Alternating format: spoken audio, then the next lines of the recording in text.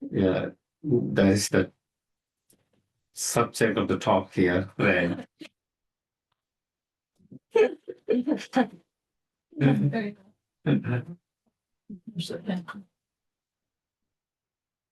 In Nepal, when you talk of rain, people get scared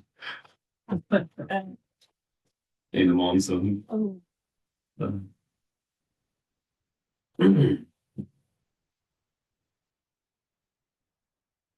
So again, we can start with making yourself relaxed, comfortable as much as you can.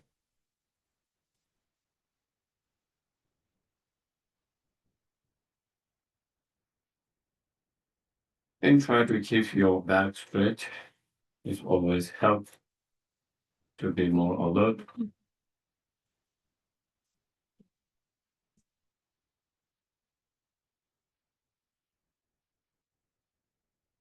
And try to keep your attention in the mind, watching the breath mindfully as you inhale and exhale naturally.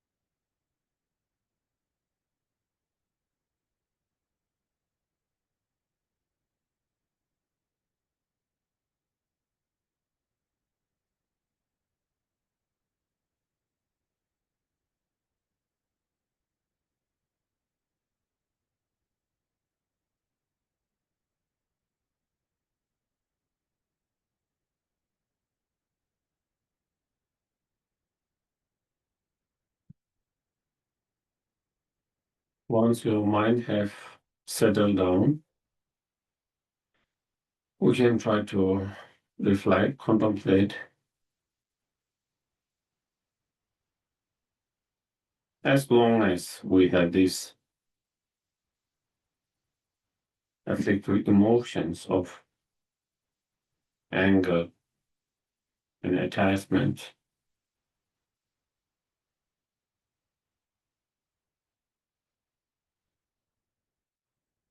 our mind will be always disturbed and unhappy.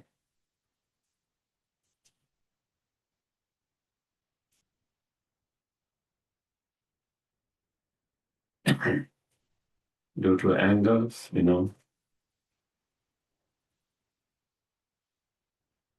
easily feeling hatred, rages, grudges, resentment will arise when we have anger. Due to arising all those different negative feelings, our mind will be very disturbed,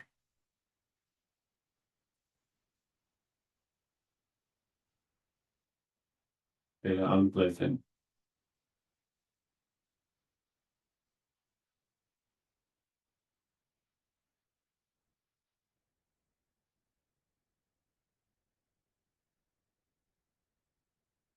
Under the state of such feelings, emotions, we are more likely to hurt others and oneself.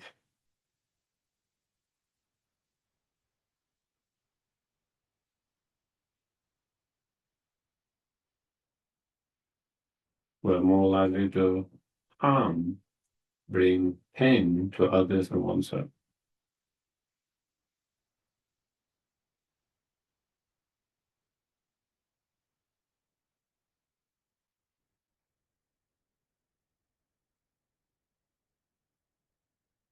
In the same way, as long as we attachments, that attachment gives rise to many other thoughts, jealousy,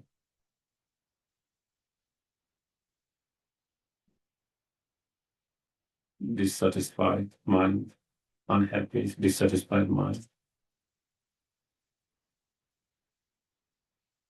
greediness, so forth.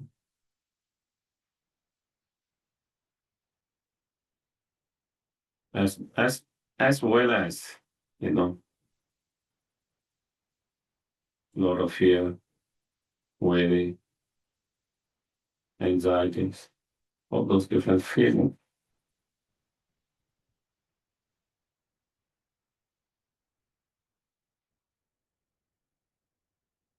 Due to arising of those different feelings, emotions, and again, our mind is really disturbed. No peace, calm in our mind.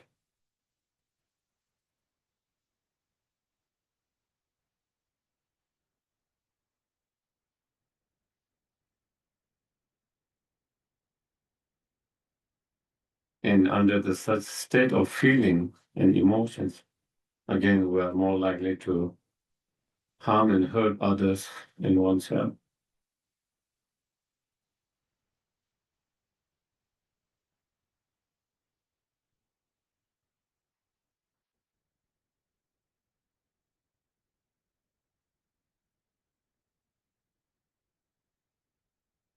And these are nothing abstract philosophy. It's our experience, our everyday experience.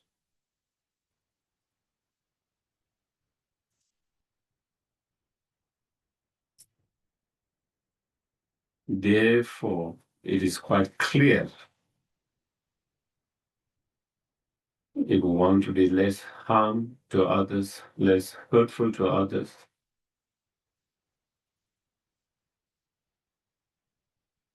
if we want to find more inner peace, calmness, joyfulness in our life, we need to reduce and gradually eliminate the anger and attachments.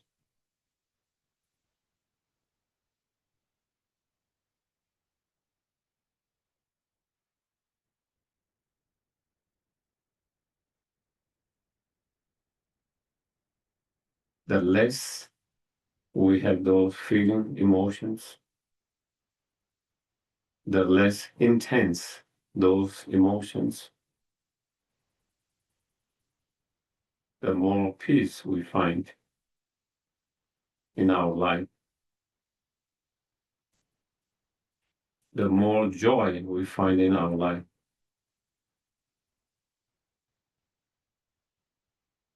the more calmness we find in our life,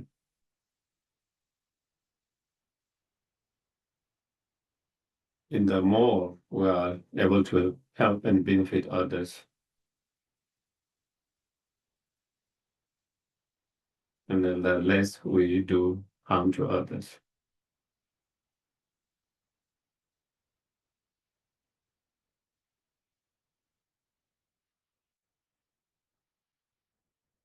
Therefore, I'm going to put all the effort as much as possible and energy, even when it's not so easy,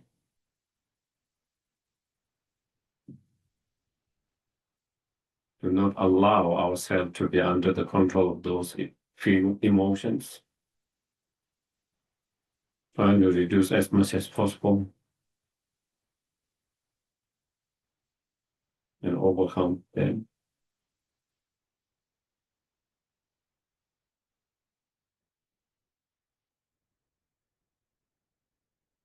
To do that, one need to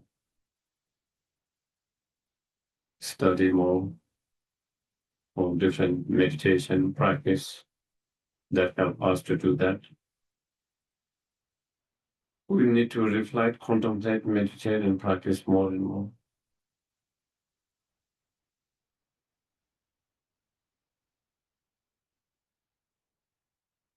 For that very reason, I'm going to listen, not only listen, trying to integrate those teachings as much as possible. Not only in the cushion, not only in the bomba, but outside the cushion all the time, outside the bomba all the time, as much as we can.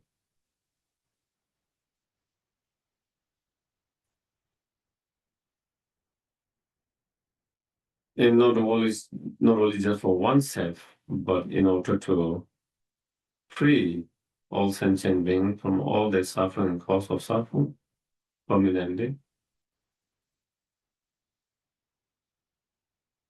and to help them to achieve ultimate happiness, I must achieve fully awakened state, the Buddhahood.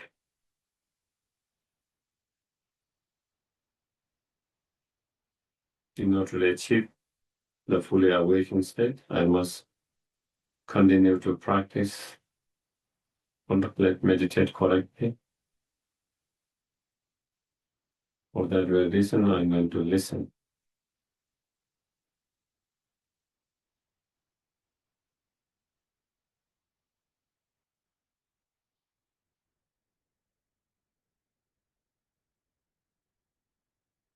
Okay.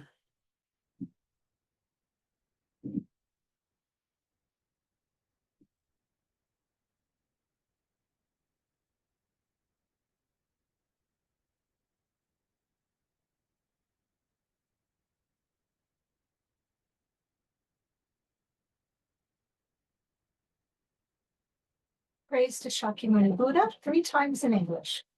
To the founder, the endowed, transcendent destroyer, the one gone beyond, the fullest destroyer, the completely perfected, fully awakened being, perfect in knowledge and in good conduct, God and Lord of the world, supreme guide of human beings to be tamed, teacher of gods and human beings, to you the completely, fully awakened one, the endowed, transcendent destroyer, the glorious conqueror, the subduer from the Shakya clan. I prostrate, make offerings, and go for refuge.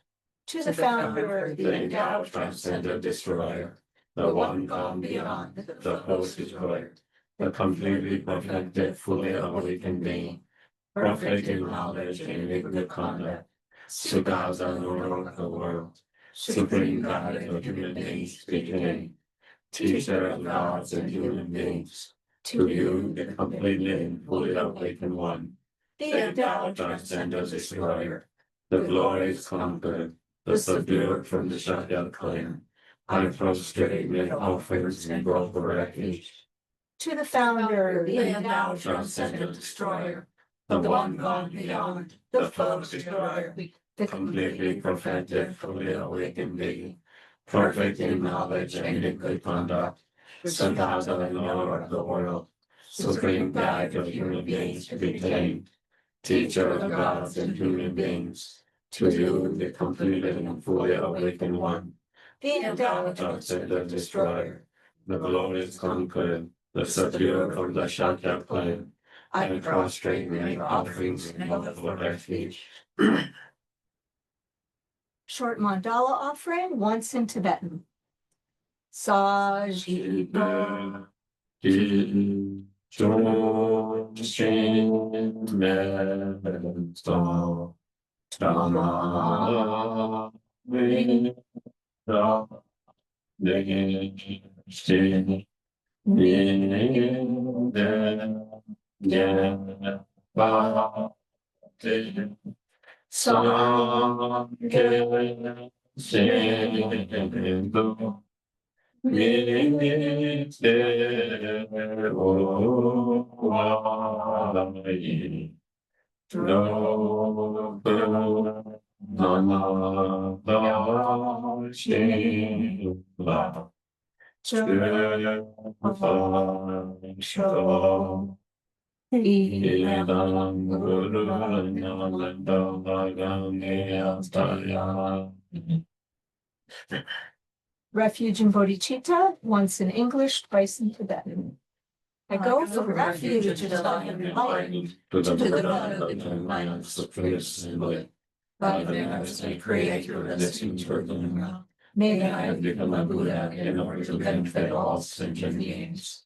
Sangye Chodan Sangye Chonan La Chanju Padu Dane Kyatsu Chi Dagi Chodan Kipe Sonangye Trola Penche Sangye Drupa Shro Sangye Chodan Sangye Chonan La Chanju Padu Dane Kyatsu Chi Dagi Chodan Kipe Sonangye Trola Penche Sangye Drupa Shro 이제 두제니 동네 다와든 제 동네제 담배 전에 된데 고담대 라차차로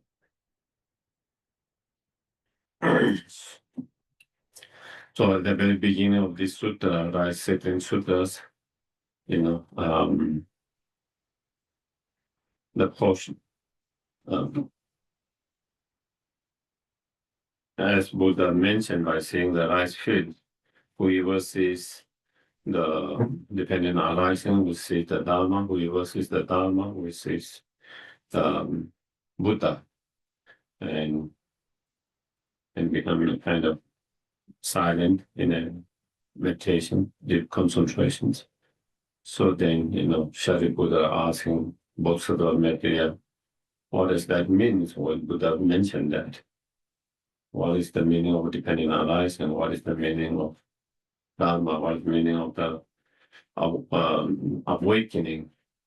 And how does, by seeing the dependent arising, how does it lead to seeing the Dharma? By seeing the Dharma, how does it lead to seeing the Buddha? And what that means. So that is the portion asked, and then also the material answering that. In answering that, at the very beginning, with a very brief, he explained, the what it means by dependent arisings, meaning by depending, all external, internal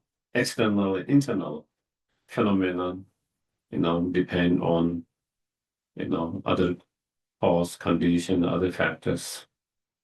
And then especially here, explaining the internal dependent arisings or dual dependent link, how each of previous link come into existence by depending on following links, and so that was how it was explained. That's the dependent arisings. Of course, he will go more detail on all of that, and then, so that is the dependent arising. When you see dependent arising, then we will see dependent, see the Dharma. So then what is the Dharma? So then in explaining Dharma, that is where we spoke last week. Then there it explained the Dharma here referred to the Eight Noble Path. The path, Eight Noble Path, the path, and the result, the cessations. It refers to both the path and the result cessations. The cessations, the result is that, that's free from the samsara, free from all the suffering and cause of suffering, the delusions and the contaminated karma. That is the cessation. And so then if there is a cessation, then what is the method? That is the way, what is the path that lead to that cessation result? And that is the path, the Eight Noble Path. That's where we kind of end last week in terms of going through the sutra. Yeah. And so then next comes, and in that, as Buddha's mentioned, whoever sees the Dharma, the path and cessation, will see the fully awakened one for the Buddha. So then what is fully awakened? The Buddha. So I think that's where we are. Page number 2, where they say, who is the Bhagavan Buddha? So that is why it is. Whoever sees the Dharma will see the Bhagavan Buddha. That was one statement.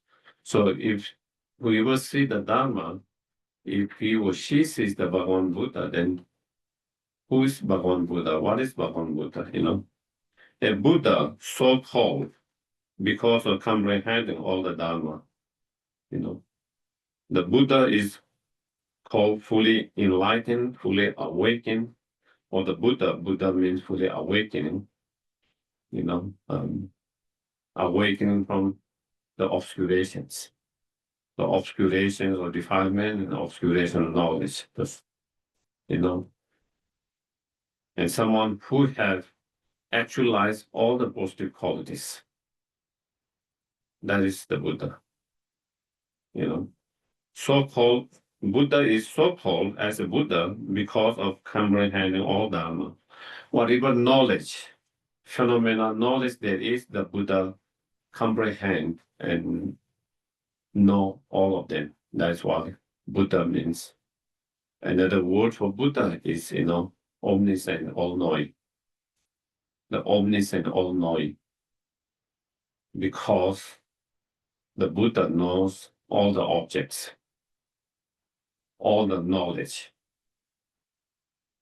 And therefore, that's because comprehending all the dharmas, dharma here means all phenomena, all knowledge. There is no phenomena, there is no knowledge that is not comprehended, not known by the Buddha. Therefore, that is why Buddha is known as omniscient, the Buddha. Also, he is called Buddha because he's endowed with the wisdom eye of noble ones. The wisdom eyes, not the ordinary eyes, but it's the wisdom eyes of the noble one who have understood or realized subtle and gross level of selflessness completely directly. Okay? The noble ones are the Arya beings. And those Arya beings who have realized or known all the selflessness, where there is a gross level of selflessness, subtle level of understanding of selflessness, they have understood all of them, not really understood, but directly. And Buddha is endowed with that kind of wisdom to understand both all the selflessness as well as both realities simultaneously and directly, because he's endowed with that such and body of the Dharma. Body of the Dharma, in Kamala Shila's explanations, he taught this body of Dharma as as the wisdom realizing the emptiness as well as the emptiness itself, because that the wisdom realizing the emptiness as well as the emptiness itself is the cause of the Buddha. Is the cause of the Buddha. Without that wisdom and that emptiness, there is no Buddhahood. Without the wisdom realizing that emptiness, it's not possible to achieve Buddhahood.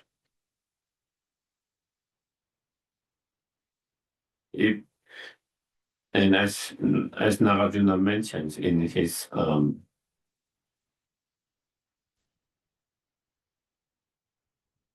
root, Savasara, the root of the wisdom. I think it's in that one, or I might be a little confused, but in one of his texts, because it's emptiness, the path is possible. The result, nirvana, is possible. If it's not emptiness, the path is not possible. The result, emptiness, is not possible. If our delusions are not empty of inherent existence, if they are inherent existence, then they will always be like that. The state of mind will always be like that. It cannot change. But because it's not inherent existence, so when the cause and condition changes, then it changes. And therefore, it makes possible to get rid of them. Therefore, it makes possible to achieve the liberation. And so that in that similarly, so in that way, because of emptiness, Buddha is possible. If it wasn't so therefore the emptiness itself and the wisdom without emptiness is the cause that lead to the Buddhahood. And so in that cases here, that is how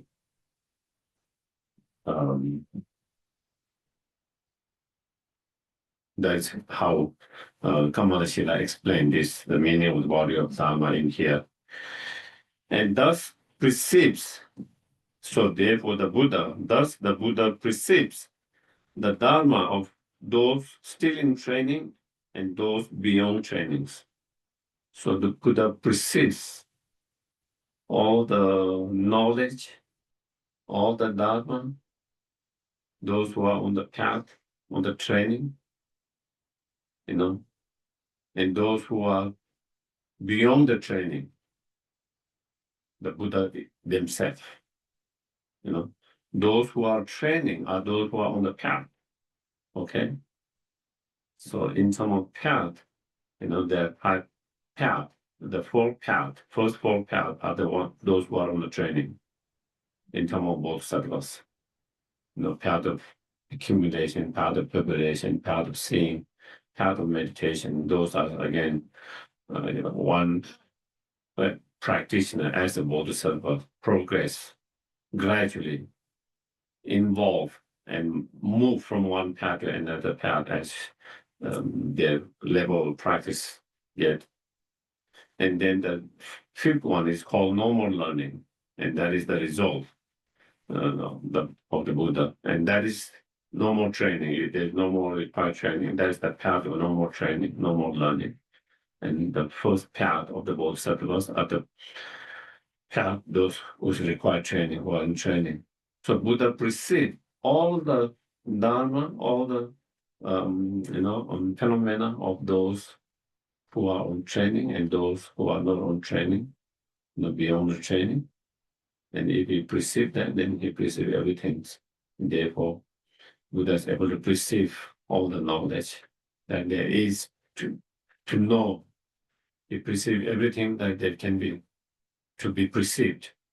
There's nothing that is not perceived that it can be perceived. There's nothing knowledge that he doesn't know that it needs to be known. And so therefore that is why, that is the meaning of the Buddha here.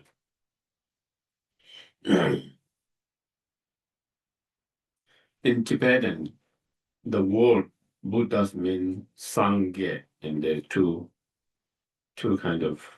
words, Sang and Ge, and Sang means something like purify, cleanse, overcome.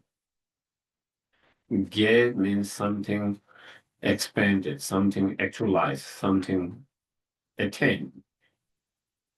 So it is someone who has, sung or purify or cleanse all the obscurations. In terms of overcoming, someone who has overcome all the obscuration, there's no more obscuration to be clear. There's no more obscuration to be purified. There's no more obscuration to be eliminated. The sun, Ge means someone, expanding the knowledge or attending the knowledge, or someone who has actualized all these positive qualities, inner qualities, spiritual realizations, actualize all those that there is to be actualized. There's no more to be actualized. There's no more to be expanded than that knowledge, that spiritual realization, that spiritual positive qualities, inner qualities, all that need to be expanded, that all need to be actualized has been all actualized. And that is in terms of what has abandoned and what is actualized. So that has the meaning of Sangye, the Buddha said that. So similar here, okay? So that is what is Bhagwan Buddha. So now he explained what is the dependent arisings, what is the Dharma, what is the Buddha, Bhagwan Buddha. Now, the question asks, because the Buddha mentioned at the very beginning, whoever see the dependent arising will see the Dharma. Whoever see the Dharma will see the Bhagavan. So what does that mean? So now he's coming to that answer to that questions. How does one see dependent arisings? On this point, how does one see the, once you understand how one sees the dependent arising, then one will be able to understand. If you see the dependent arising, then it will lead to seeing the Dharma. And this one is a little bit difficult, I think. You might find it difficult. Also, reading commentary by both Nagarjuna and Kamalashila, it seems quite not so easy on this little bit of this small part of the points.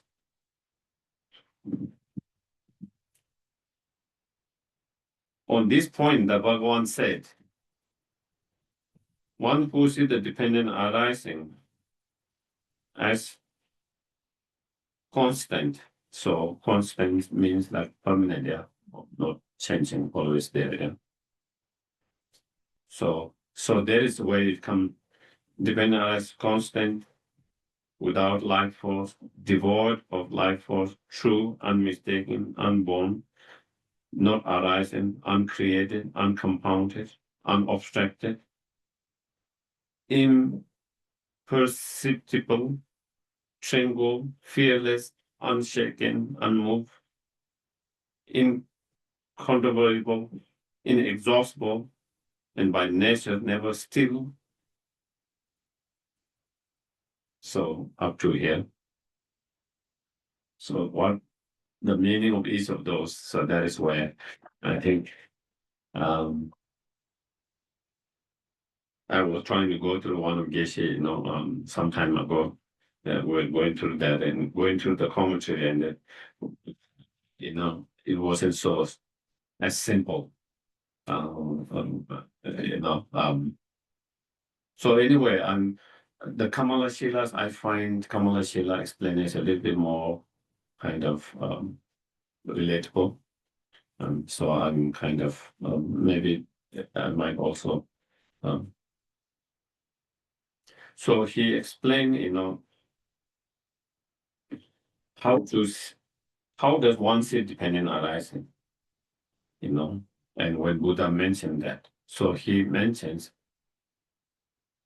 one try to understand and see. See here doesn't mean seeing with the eyes, seeing with your mind.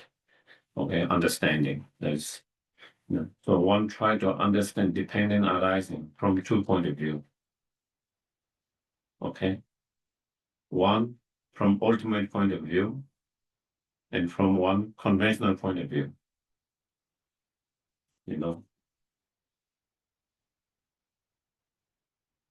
And it's similar to what Lam Tsongkhapa mentioned in his three principles of path.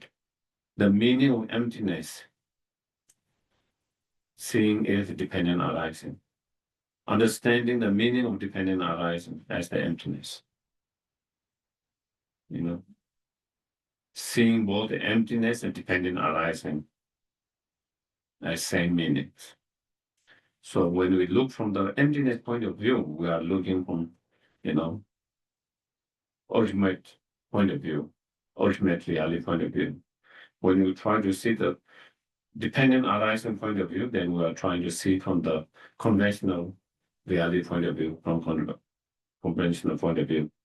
And so that, because as Kamala said, if you only meditate on merely just the emptiness itself, just from emptiness point of view, just the emptiness, there is a danger to fall in one of the extreme of nihilism.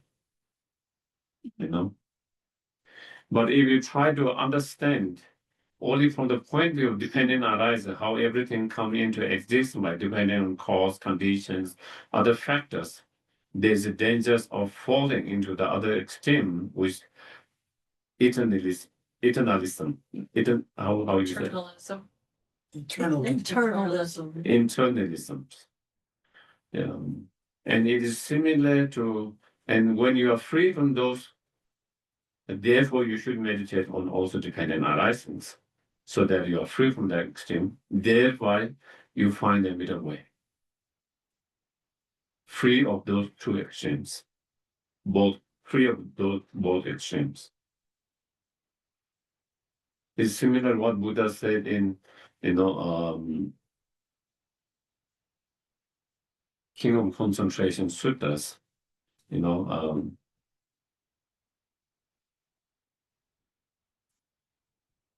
like Buddha explained, the phenomena are nor existent nor non-existence.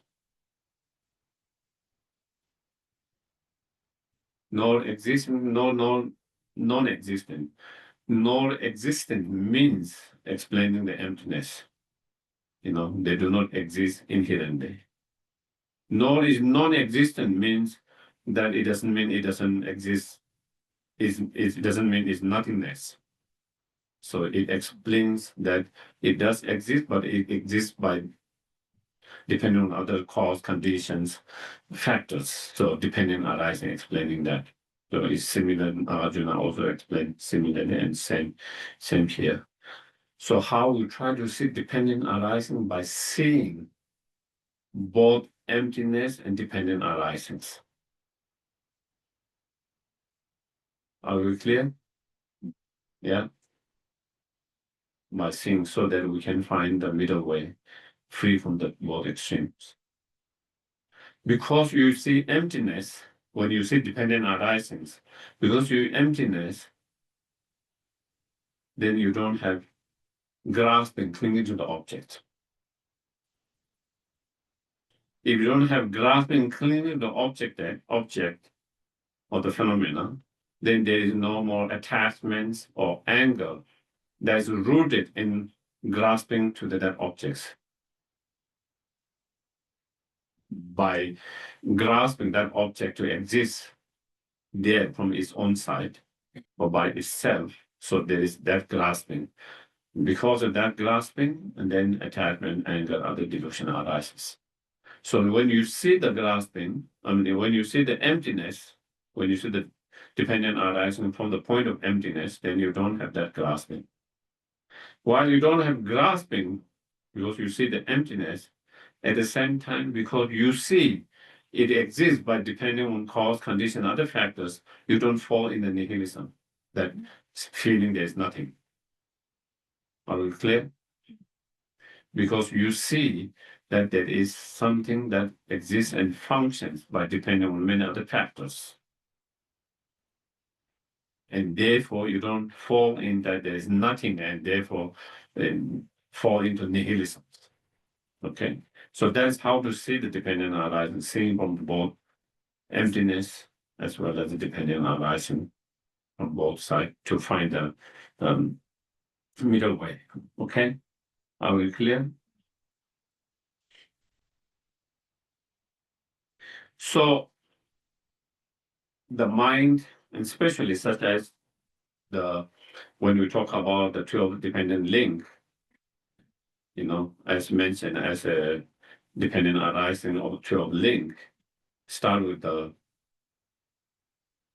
ignorance. That is the way it starts.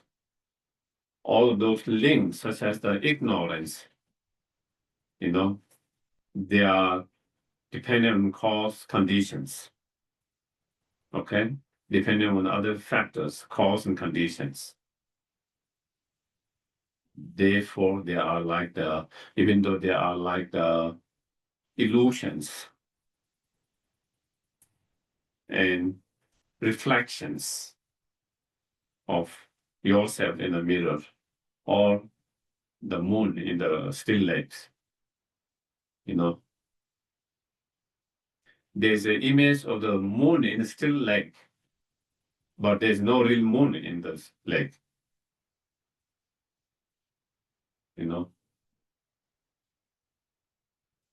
Believing there's real moon in the lake will be the ignorance, mistaken, believing there's real moon in the lake, even though it's just an image,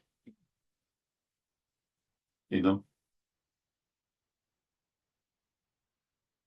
Same with the illusions, you know, due to certain many cause and condition, someone create illusions. Whatever that trick of illusion is, even there's no real that, but there is some kind of image of that. Believing that is true is the ignorant. It doesn't mean there's nothing. Do you get this? It doesn't mean there's nothing. In illusion, someone created, let's say, you know,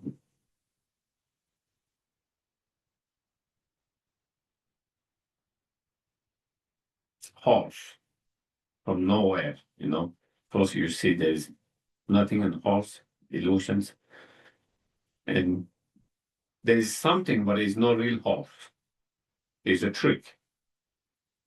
But believing is real horse is the ignorance.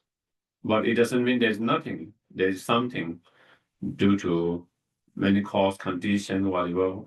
They create that illusion, many different things that they need to the creator himself and many others object, substance they might need to create that illusion. So there is, and due to all this coming together, then sudden illusion created. In the same way, there's the moon in the sky, there's the lake, and not only lake, the lake is still, and also not only still and lake, the lake is clear. So all many cause conditions have to come together to have that image, reflection of the moon in the lake, you know. It depends on many cause and condition. Without all these cause and condition, there wouldn't be the reflection of the moon. Okay? So just like the illusions and the image or reflection of the moon in the lake, even though, you know, just like that, even though it is there, but depend on many cause and conditions, you know, and it is dependent on,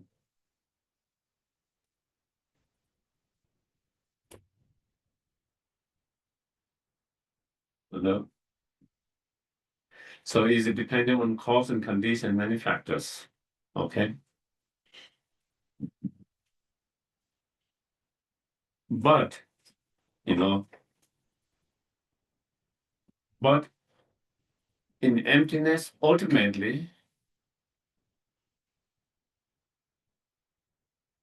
you know, in emptiness or on ultimately, then there is no moon, there's no lake, there's no reflections of the moon.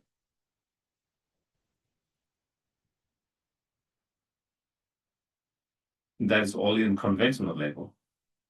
On conventional level, by depending on many cause and conditions, there's the reflections of the moon in the lake. There's the illusion being created. But in emptiness, you know, there's no lake, there's no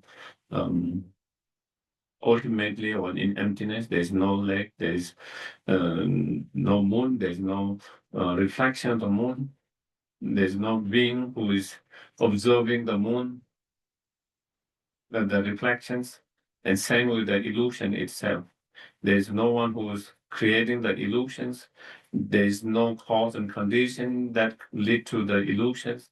There's no illusion itself. There's no one who is perceiving the illusion or observing the illusions in emptiness. Okay. Hmm. Therefore, yeah, okay. Hmm.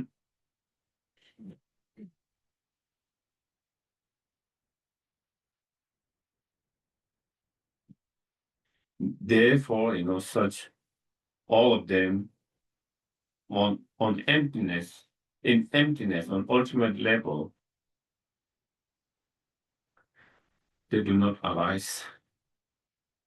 Only on conventional level, there's arising of that reflections and the illusion by dependent cause and conditions. But in emptiness or from ultimate point of view, there is no arisings, of all of that. Therefore,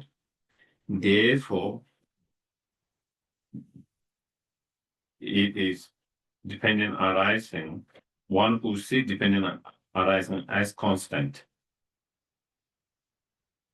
permanent, unchanging. Do you get it? There is always changes if there is a change because there is cause and condition factors. And when there is change in cause and condition and factor, then the result is change. There is a change. Okay. But when there is in emptiness and in on ultimate level in emptiness, there is no cause and conditions, also there is no changes. This therefore is constant on ultimate level, on emptiness. Do you get it? Only in conventional level and relatively there is change. So here is when here is explained and depending arising from the point of view of emptiness, the ultimate point of view. Therefore, that one is where it says depending arising as a constant.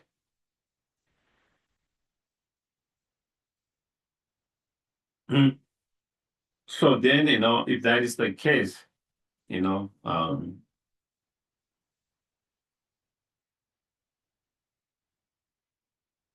the self, if all dependent arises constant, that means the self is constant. If that self is constant, then it seems like it's same as some of the earliest non-Buddhist school of thought says, where they believe there is a permanent, unchanging, partless, unchanging, partless, permanent self that goes from one life to another life, and they call also that as a life force as well. That person as a life force, So then, wouldn't that be similar to what they explain? And so, in order to differentiate that from different, then here it says without life force. Okay. In other words, it's saying there is no such self of, unchanging, partless, permanent self. So therefore, it is without. That is what it means without life force. In Nagarjuna, he has a slightly different explanation. It's quite interesting.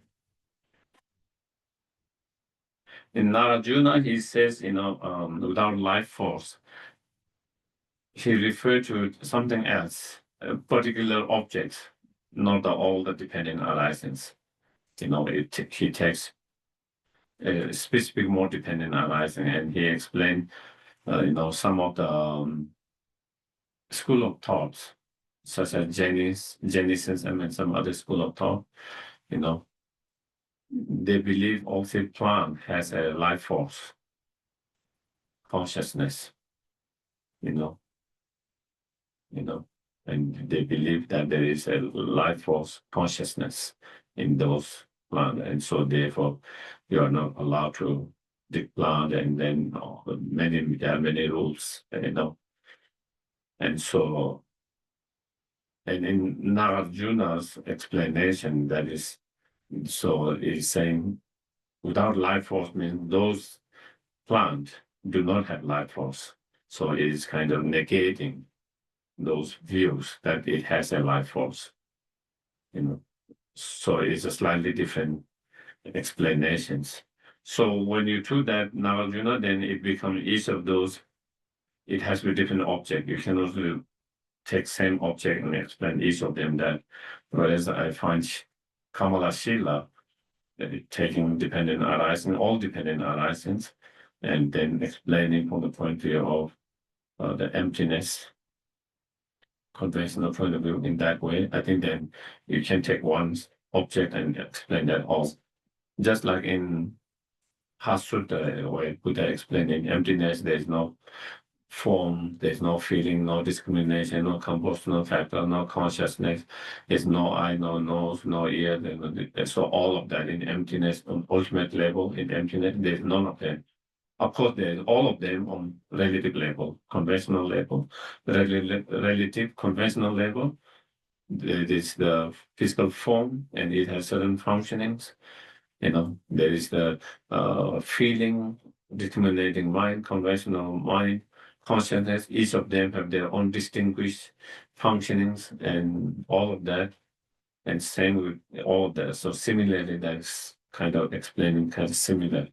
And I think that so without life force, devoid of life force is saying if there is no such permanent, inherent, existing, permanent, partless, unchanging self, if it is devoid of such self, then also there is no mind or the possessions of that self. Do you get it? If there's no me, then there's no my feelings, there's no my body, there's no my mind. And if there is no inherent existing or permanent, no changing that self, then there's no, mind or that something that belong to that self, such as the body of that person's, the body, mind of that person, and so forth, because there's no such person at all to begin with that. And so that is what it means by devoid of life force, the second. First one is without life force. In that it's Sutra that you find two different, one without life force, and second translations is devoid of life force. Seems similar, but it's different. The first one referring to the person itself, permanent persons, and second one referring to the, I don't know what's the exactly English word. In Tibetan, Dak and Bagiwa. Bagiwa, Dak means the self, Bagiwa means something that belongs to that self. I think in English, we often sometimes use, I've seen mind, but I don't know if you exact word. So anyway, I give that example. So that is what, you know.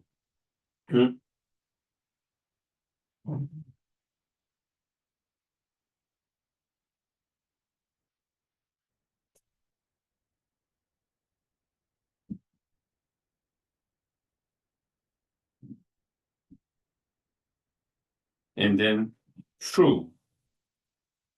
And it's true, that how everything is, empty of inherent existence, and how everything is,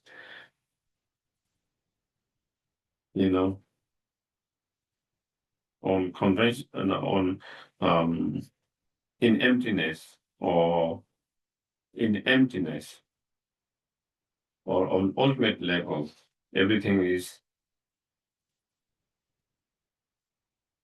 empty. Nothing exists in emptiness or on that ultimate level. And that is true. That is how things are. That's the way things are. Therefore, it's true, unmistaken, Hmm? And so it means unmistaken because Violet recognizes that perceive the emptiness, see as it is, and therefore is unmistaken. The Arya beings, noble Arya beings, wisdom that precedes the emptiness. See, all are empty of in that emptiness, that there are nothing exists in that emptiness or in the ultimate level. And that is what their mind sees. That is the vital cognizer. And whatever vital cognizer perceives is unmistaken. And therefore is unmistaken, because that vital cognizer see as it is, and it is unmistaken. Unborn, again, as in many teaching you see in where it says in emptiness, there's no coming, no going. In emptiness or on ultimate level, there's no arising, there's no abiding, there's no decaying. Normally, on conventional level, regulative level, due to many cause and conditions coming together, certain things are produced, come into existence, or born, or arise. And then for certain time, they abide. And then they decay. And that is all on relative level, conventional level. But on ultimate level, emptiness, there's no arising, there's no born, there's no abiding, there's no decay, there's no ending. So that's where here is unborn, not arising,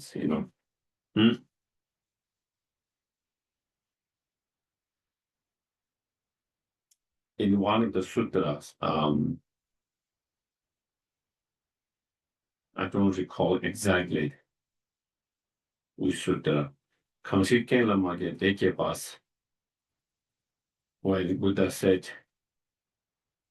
whichever arises by dependent on cause and conditions is not arising.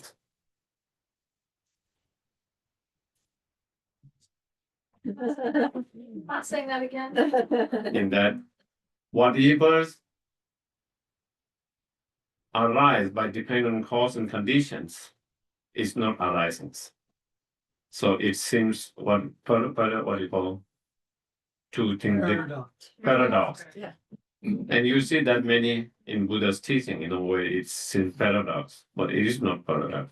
So what it means is Buddha is saying whenever he explains that things are not arising, what he means is they are not arising because they are dependent on cause and conditions. Because they arise by cause and condition, therefore he explained it as an unarising. That means there is no inherent existing arising or independent arisings. And he's saying in many teachings, or he had mentioned to the disciple, follower, that things are not arising, not born, and so forth and so on. No arising, no ceasing, no coming, no going, all of that, because they are arising by dependent cause and conditions. So that's what. So basically, explaining the meaning of emptiness is dependent arises. When he says something's not arising, not born or empty, he's talking about being empty of inherent existence, being empty of inherent existence, being empty of independent existence. Why? Because they all are dependent arises. Are we clear? Yeah. So that is where it is similar here,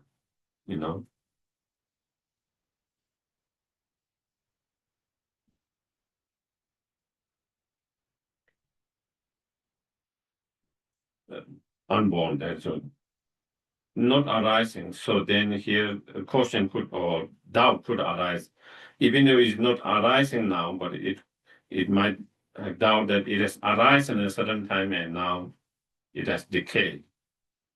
But again, in emptiness, in ultimate truth, there's no arising at the beginning.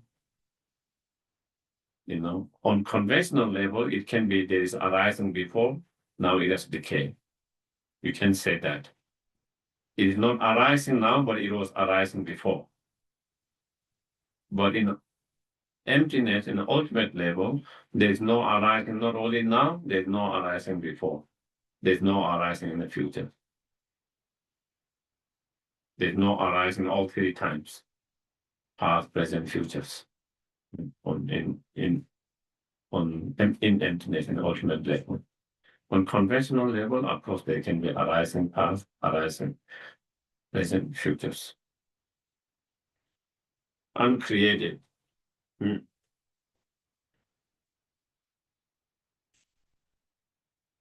And so then there can be doubt, or thought arises, that all this dependent arising could have been created by some kind of, powerful beings, such as Brahma, Shiva, or different god, different name that you might give different god, that they might have created it because there is a lot of that. And so again, saying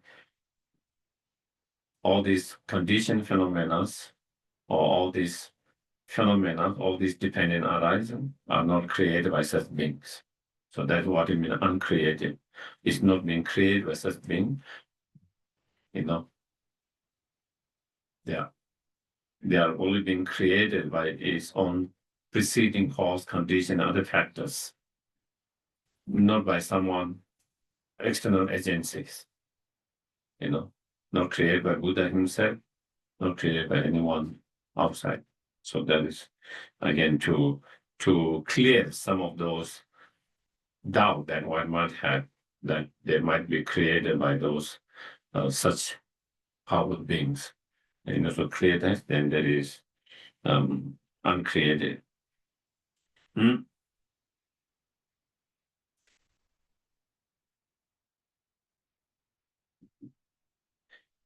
then next one, uncompounded, Even though they might not be created by such God, but they might be compounded by cause and conditions. They might have been created by dependent cause and conditions.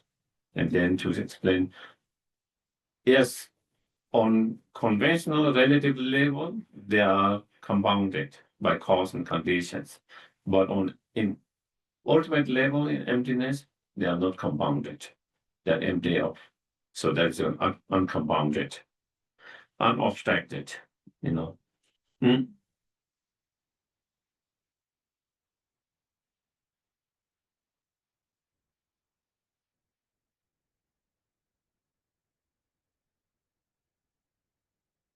Hmm?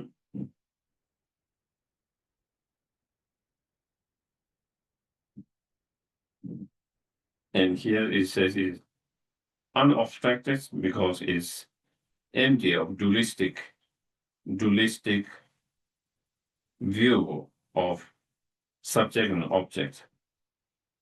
And because it's free from such dualistic, the conventional, the emptiness is free from that, therefore is unobstructed, imperceptible.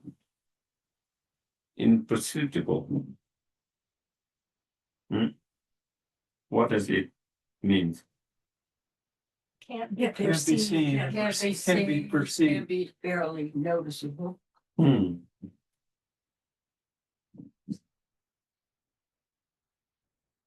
Jungle feelings.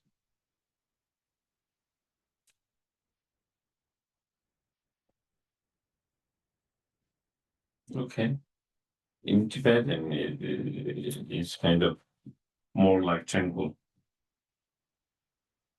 First, there's a triangle, and then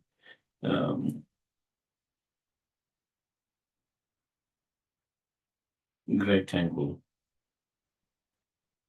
I'm going to see the Tibetan Sutra itself.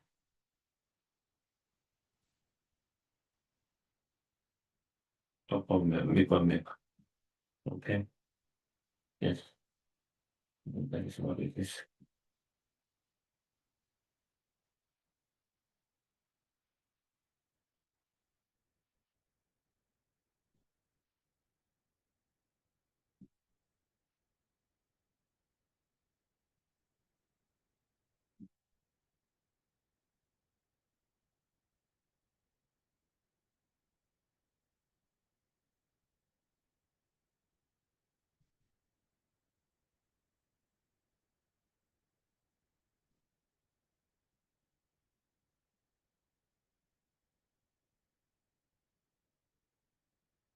Also in it,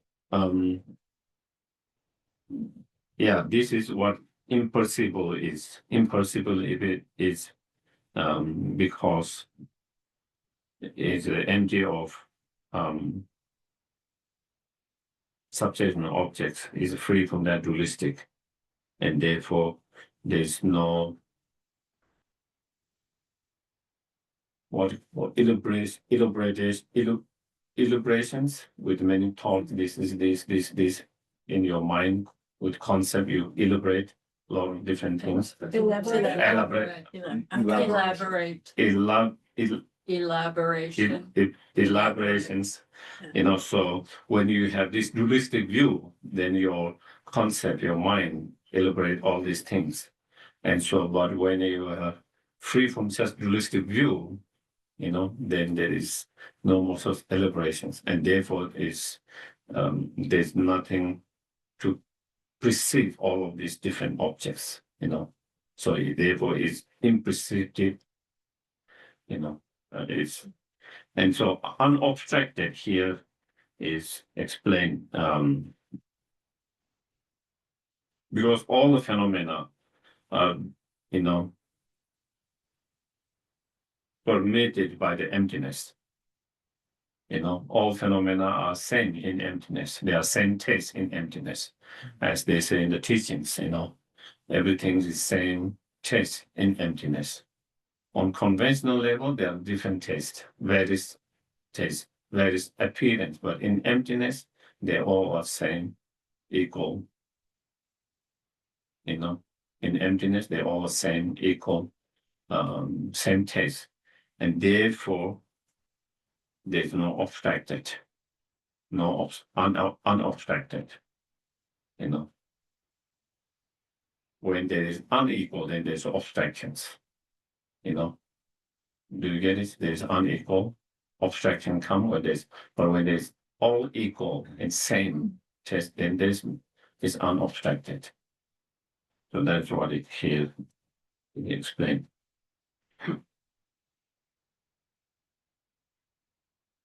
And next word is triangle. The triangle here explained when you meditate on this emptiness or ultimate reality, if you meditate on that, then you can overcome, you know, all the delusions and all the disturbance by all these afflicted emotions. Therefore is triangle. You know, when you meditate on emptiness, then you find triangle. You know, emptiness itself is tranquil, and when you meditate on emptiness also. So emptiness itself is free of faults by those delusions. It's pure by its nature. Therefore is tranquil. Also, whoever meditates on that emptiness, the ultimate reality, that being can overcome all the disturbance of those afflictive emotions, and thereby finding the tranquil, the peace. That is what tranquil. Fearless in same things, you know, it is similar to in how sutras. Because bodhisattvas rely on wisdom compassion, then without fear, without obscurations, then they go beyond the sorrows. Similarly here, you know, when someone contemplate, meditate on emptiness, this ultimate reality, then, you know, they become fearless, you know. They become fearless. All this fear comes because of all different thoughts, concepts, you know, of me and others. You know, there's all these different me and others, you know, they might help me, they might hurt me, this might happen to me, and that might happen to me, all this, you know, this is good, this is bad, and this bad, it might happen to me, this bad could happen to me, this bad could happen to us, this and that, all this because of that. But when you realize, when you meditate on emptiness, and when you're free from all of that in emptiness, there's no good, bad, there's no you, there are others, there's no harm and help. So when you're in emptiness, when you're in state of that total emptiness of that, then that state of the mind at that time, there's no fear. There's no fearless. That is why the Bodhisattvas, the Arya Bodhisattvas and the Buddhas are fearless. So that is fearless. Unshaken or unmoved.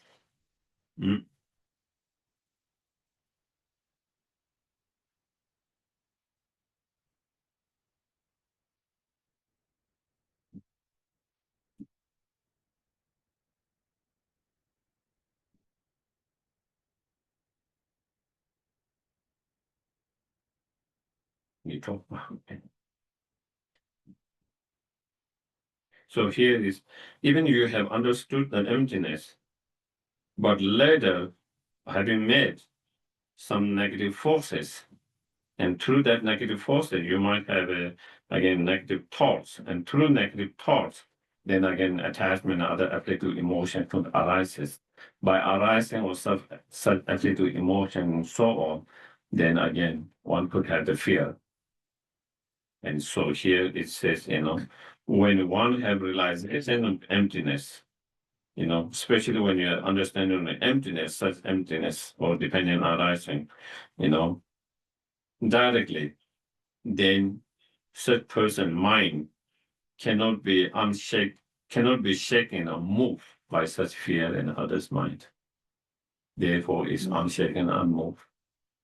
Because your mind cannot be moved once you have that realization of that, then even you meet bad people, even you meet that situation, circumstances, those will not give rise to negative thoughts and delusions such as attachment and fear and so forth. Those things will not be moved. Your mind cannot be moved by those or shaken by those. And therefore, that is what unshaken, unmoved.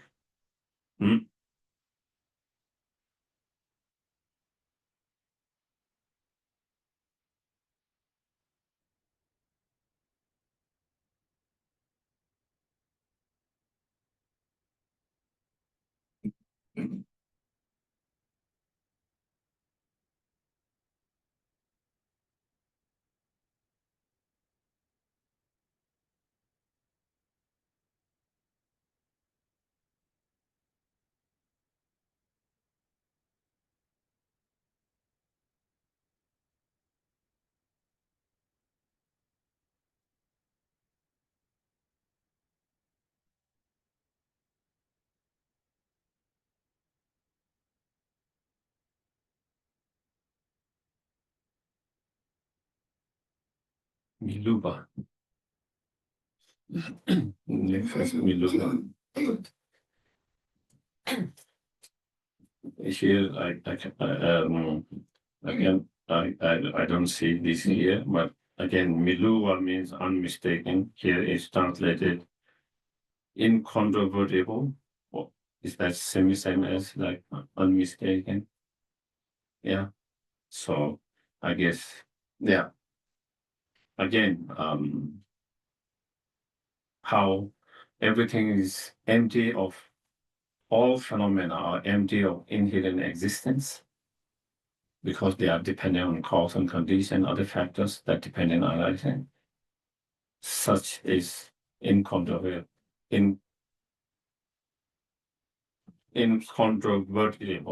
or is unmistaken. That is the fact. That's the reality. That's the fact. That's the truth of all the phenomena. Inexhaustible, Again,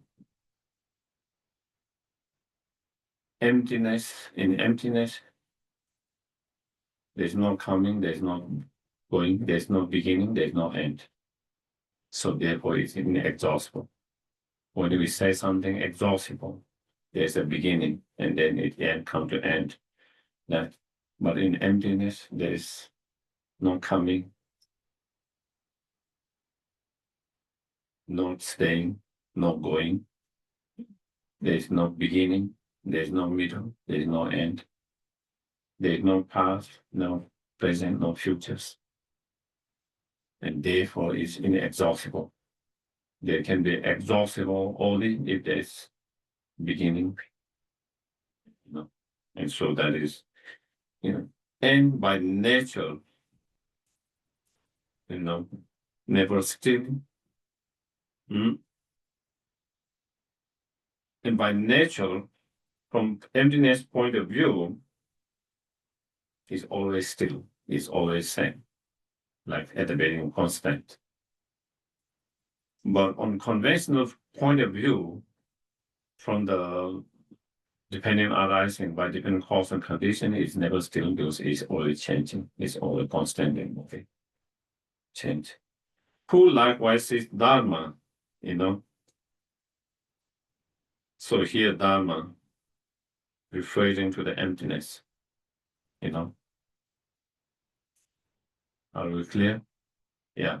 Dharma here referring to the emptiness, the ultimate truth, the ultimate reality.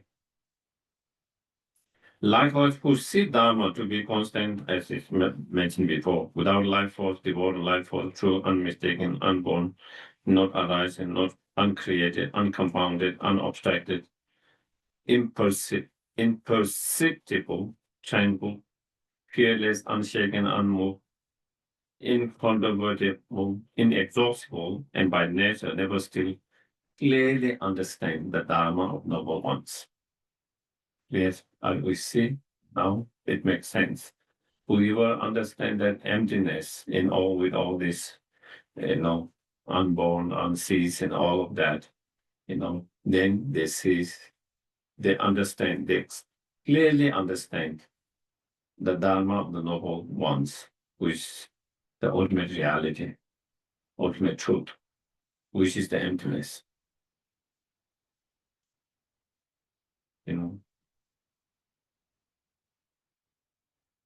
What is the Dharma of the noble ones? Noble ones are, as I mentioned, the Arya beings.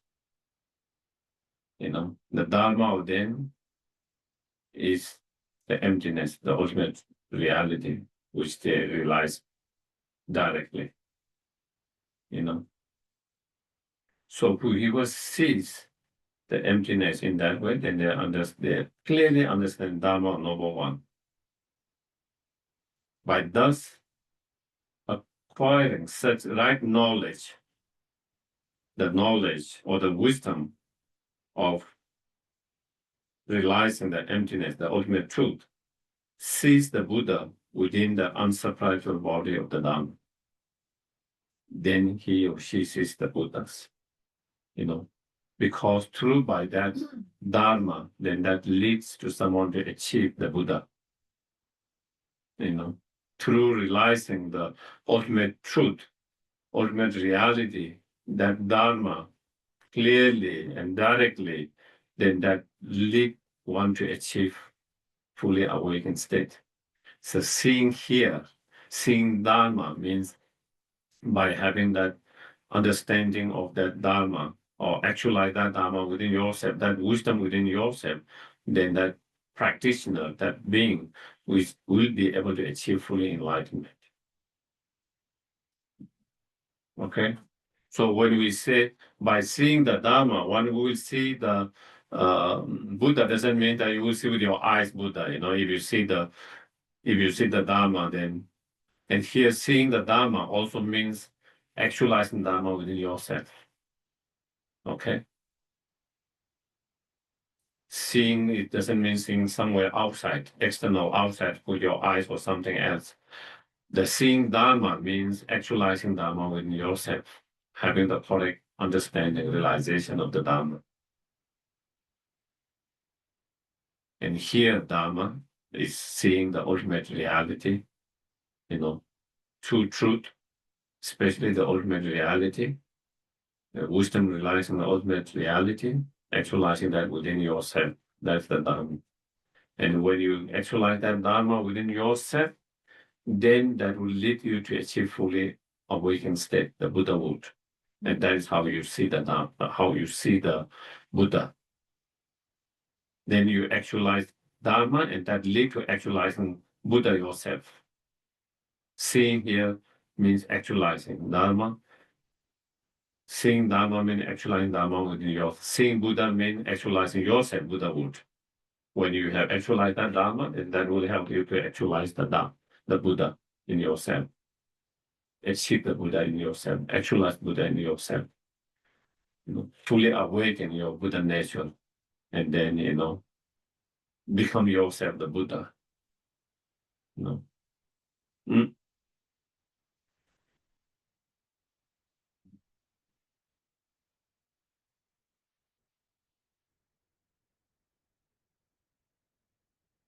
Oh, the time is already.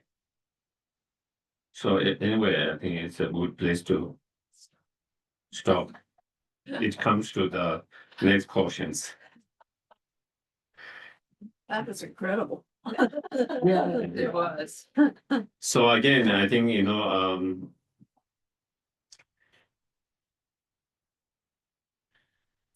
it is not so easy, even though it's a small part of this. But as I mentioned, when I first saw the Sutra, I couldn't make much sense of it. You try to make sense from different point of view, and it's hard. And then luckily, I found those commentary. Even after reading the commentary, sometimes you have to think so much to make sense of that.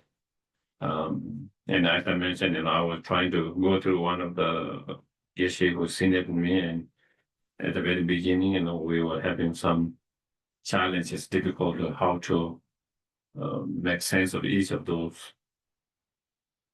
I wouldn't say word or those concepts, each of concepts in relation to the dependent arising those objects. Okay. Mhm. Okay, so then we'll do the dedications.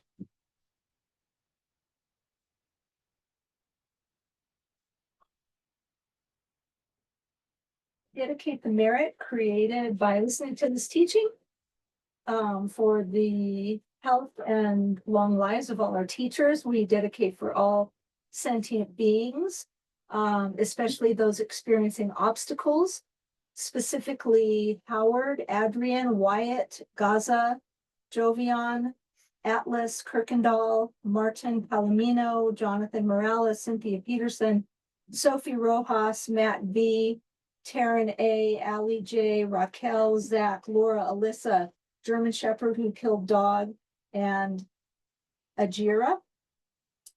What is it? Astra. Where? I'm sorry. This? No, Okay. sorry. Oh, I see that. Yeah. We dedicate for all those experiencing illness, specifically Patty, Bill, Jane, Infant Deer, Stella, Kathy, Rolf, Emma, people affected by the Boulder, Colorado attack, Sarah, Robert Ersting, Taryn A, Ali J, Kevin Taylor, Barbara Conklin, Astrid, Yolanda, Boodog, and David. We dedicate for all those who have died recently or who are dying. Pope Francis, John Kane, Duck Family, Tiffany, Bob Andrews, Weston, Gosa Jr., Devin, Orhes, Zachary Adamson, Gaza deaths, Raccoon, all beings killed by the crash of the Air India flight, Leroy Rodriguez, Sandra the dog, Lou Mogenberg, Malcolm E, 2 teenagers, Margie Woodall, Nancy, Ryan, Bobby, and Bob.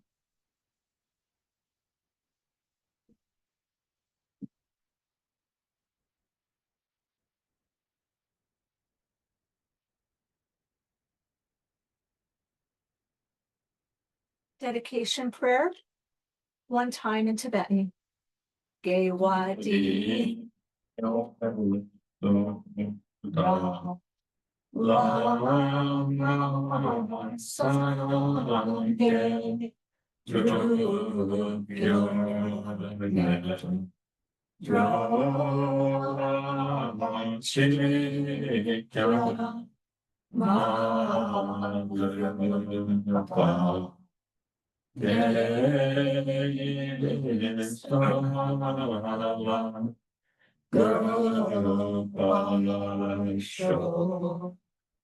John.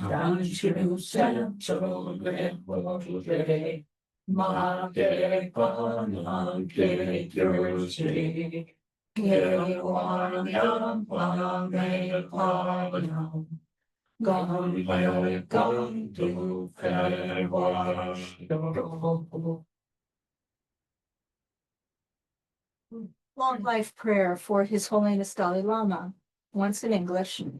The wish granting, wish fulfilling jewel, so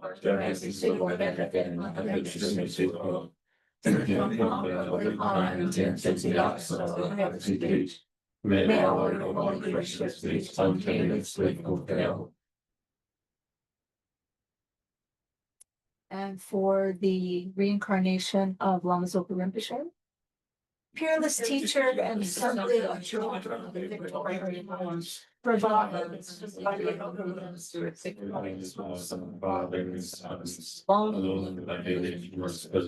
all the objects of refuge of the defenders. These bestow the virtue and goodness to accomplish these prayers here and now. Holding and spreading under these precious and complete teachings, through the explanation and practice, you hold the armor of patience that never stood. Incomparable to you I make request. Whilst having single coins legal festival of the glorious one's teachings, the soul gave way through which all benefit and happiness enrich. And from all the beings, you suddenly departed to peace, wandering us. Nevertheless, through the unmistakable truth of those things of the ocean of the three jewels, and the great waves of which is the object of the glorious ones, may the smile of the incarnations quickly be and blow away from the true goodness of us. Thank you very much, everyone. Thank you. Thank you. Thank you, Geshe. Thank you. Thank you, Geshe. Could you repeat the teaching, please? Yeah. Maybe I will repeat in the dream. Yeah. Yeah. That'll be my good luck in. Yeah. You can- So you wait in your dream to get repeated. Good evening, thank you, good night, thank you, good night, good night. Thank you very much, Geshe.